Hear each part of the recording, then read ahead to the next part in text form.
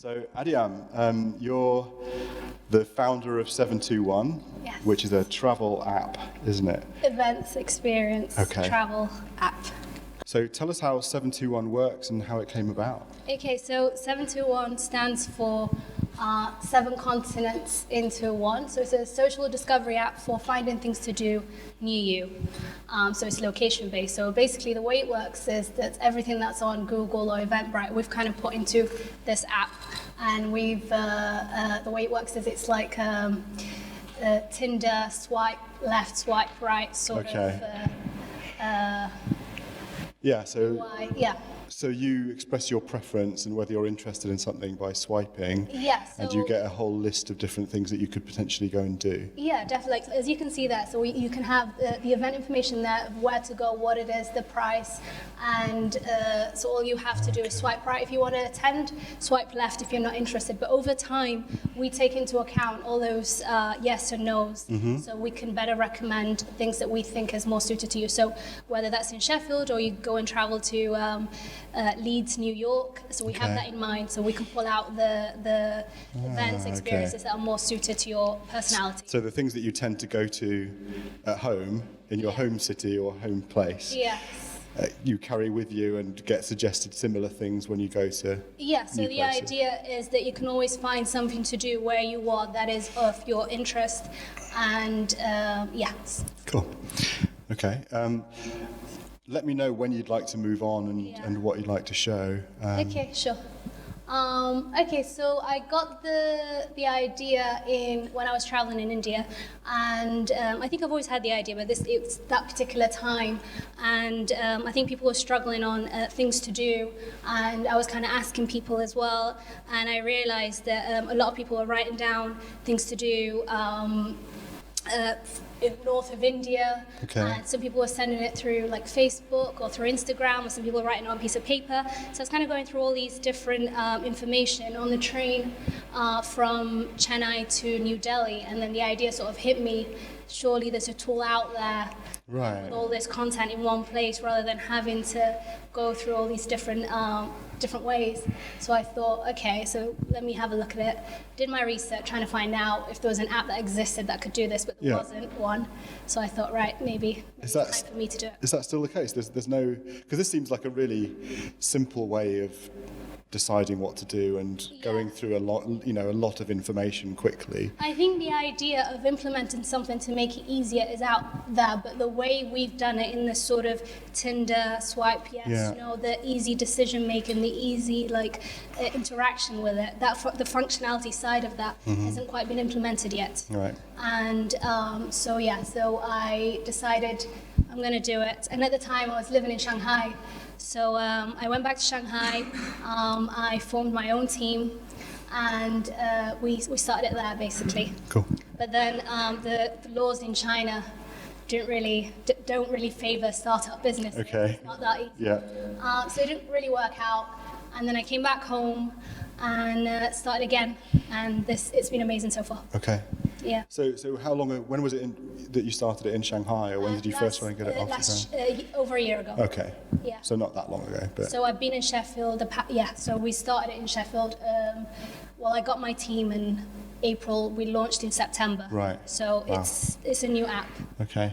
And this is what it looks like. This is So this is that first page. The first slide is what it looks like. Yeah, on the app, but there's a back end to it, I guess. Yeah, so there's the app and the website. So on the app, the app is JavaScript backend, Java front end, and we're pulling the content at the moment from Eventbrite, Skiddle, Ticketmaster.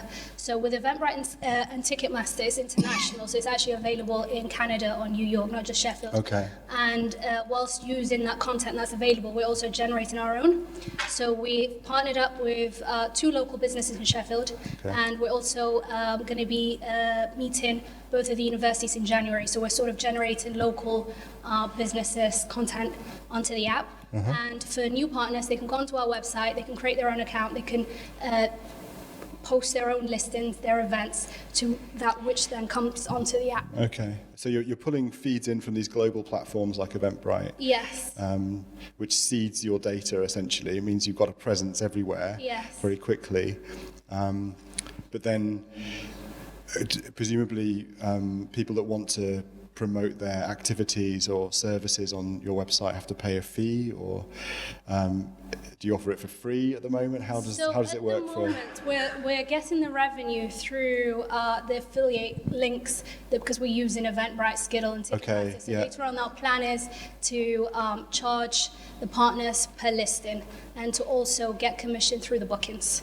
So we haven't. That's not yet. We're still growing. Yeah. Kind of growing the user base and also the partners in Sheffield. So we haven't implemented that yet, but the fees are coming through. The money's coming through the affiliates, and we work with partners as well for. So you just launched in September. We launched in late September, so it's just been over 2-3 months. Yeah. So yeah. And so how was that journey? How did you go about setting the company up from the idea to launch? Because it seems a very short amount of time to build something that you can actually launch into the ecosystem. I think the trial and error in Shanghai probably helped me with that, to be fair. So kind of coming back home, and I kind of learned from the mistakes before in Shanghai, so I kind of knew what not to do. Yeah. So there was less room for mistakes when I tried again. Okay. And I think, because I'm currently located at Sheffield Technology Parks, and they're well connected to Sheffield Digital, to Business Sheffield, and everything else in the city. There's a strong startup ecosystem in Sheffield, which I never knew about. No. So I was. It's a lot stronger now than it was a few years ago. I think that's for sure. Yeah. I think the ecosystem in Sheffield is much changed and much better than it was just 3 or 4 years ago. You guys are helping with that as well. We're trying. Yeah. Okay. But yeah, so you built a team around the app. So that helped, and I think, so one of the things that Sheffield Technology Parks do is they sponsor the Startup Weekend.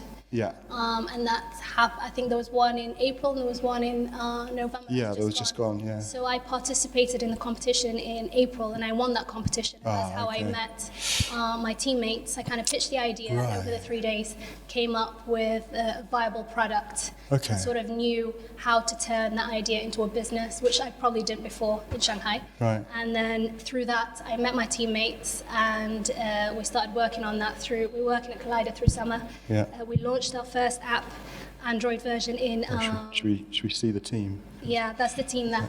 So I met Alex at the Startup Weekend. And then Alex introduced me to Bav. So myself, Alex and Bav launched 721 app in Android in Google Play Stores in September. We met Simon last month, who is mostly working on the web development side and also the iOS for January. So. Okay, so you've launched on Android in September, but you've got we're working on iOS for next month. Okay, cool. And the website, we're relaunching the website this month. Okay. Oh, so as a user, you can use the website as well, rather than just use mobile? Yes, we already have a link that we've sent out to the partners, and they use in the website. Okay. As we're sort of finishing it up. So. Okay. So is the website user facing, like consumer facing, or is it just for your partners to manage? Both. Okay. Oh. Yeah. Cool. Okay. Yeah. So how does it work on the website because it's such a swipey mobile application? So the website is for partners to be able to. Oh, I see what you mean now. So to be able to. No, it's just a landing page from user aspects. For partners, they'll be able to log in, create their own account, submit their listings, which then gets onto the app, and then so the whole Tinder, the functionality is on the app. Okay. For users. But for the consumer facing, it's basically guiding them to get the app and install it and and explain what the concept is. That's great. So how are you? So now presumably now you're trying to grow it on multiple fronts and get more content, but also make it more visible to travelers and get the name out there so they start using it. How's that going? That's good. I think business because development we have side a of it? very strong social media presence, which sort of helped to get users on board onto the app. And I think also on our app that the users are finding out that they're finding events that they wouldn't usually find that's out there, and so that's kind of getting people eager to sort of explore more and find out more. And even events such as this, or the Friday morning coffee, like things like that people wouldn't usually know about, right? So we should get breakfast on it, shouldn't we? We should definitely. But things like so it's kind of interesting to see how people are responding to it. They're finding new cool events, and they're excited for the iOS as well. That's coming out in January. Cool. So what's your plan? That's our journey. Oh, this is the journey up till now. So everyone can see that we've done a lot in a very short amount of time. And so at the moment, we're just finishing up building the AI for the app. So what this will do is all this content that we're getting, we'll be able to sort of categorize it and filter it to how we want to sort of put that Spotify element onto it, where we can sort of organize the information. And surface the things, the recommendations that people are interested in personally. But also it's like, rainy day, you know what you know what you want. Okay. Sort of that aspect. Right. Yeah. Okay. So it's to make it even more personalized. We're building like machines and tools to make it even more personalized for you. So not only are you just doing something that's near you, but it's really something that you want to do. It's dependent whether it's on the weather or whether it's on your mood. Yeah. So we're building tools to improve that. And like I said, we're working on new partners, such as both of the universities. So we're getting them on board, and they see it. They're excited because it's a platform that they can, that their students can use around Sheffield itself, whether it's newcomers or it's really difficult for people that have just moved to the city to find out what's going on and engage with it. So beyond like there's places here, but it's an activity to do. So that's cool. It's fantastic. It's really exciting to see. Something that's come through that route as well, through startup weekends, and to something that is actually out in. It's kind of weird as well. You're like, oh my god, it is weird when you have an idea and then you kind of set it up and then you see people using it and then they're reacting to it and you're like, oh, it's real. Excellent. Well, congratulations for everything so far, and we look out to see the rest of the journey and see how far you get. So, but it's great. It's really lovely to meet you, and thanks for coming on and speaking. Adiam, everyone.